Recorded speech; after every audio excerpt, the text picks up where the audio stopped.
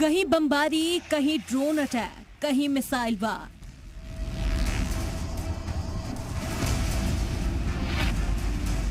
रूस और यूक्रेन के बीच चल रही जंग में बड़े बड़े धमाके हो रहे हैं और तबाही हो रही है। लड़ाई को 450 दिन होने वाले हैं, लेकिन पीछे हटने को कोई तैयार नहीं है।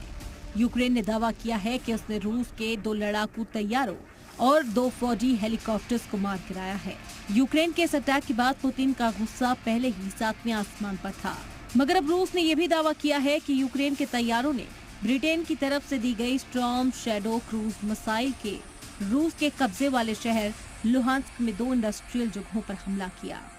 12 мая около 18 часов 30 минут по московскому времени боевыми самолетами воздушных сил Украины был нанесен ракетный удар по предприятию полимерных изделий «Полипак» и мясоперерабатывающему комбинату «Милан» в городе Луганск। पुतिन की धमकी और लगातार हो रही बमबारी के बीच यूक्रेन के सदर ज़ेलेंस्की यूरोप के मुल्कों की हिमायत जुटाने में निकल लिए हैं।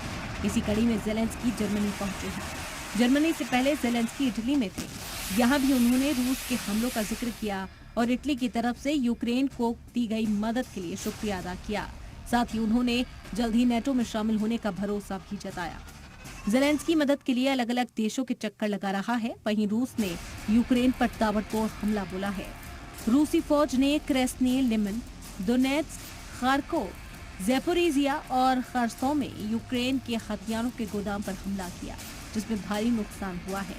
Я хочу запросити зараз усіх політичних лідерів Італії, усіх ваших громадських діячів відвідати нашу країну, поспілкуватись особисто з людьми, звичайними людьми. І мені здається, що якщо ви побачите на власні очі, що відбувається і що там наробив одна людина. रूस ने यह भी दावा किया है कि उसकी फौज ने यूक्रेन के कई हवाई हमले नाकाम किए और यूक्रेन के कई यूएवीज को मार गिराया।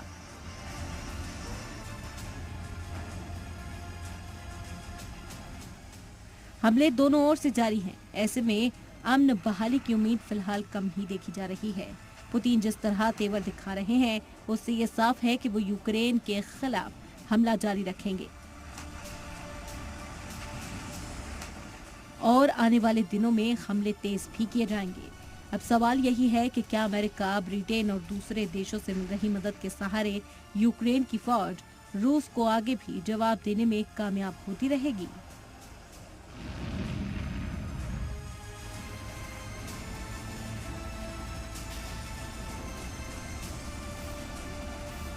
ब्यूरो रिपोर्ट, जी मीडिया।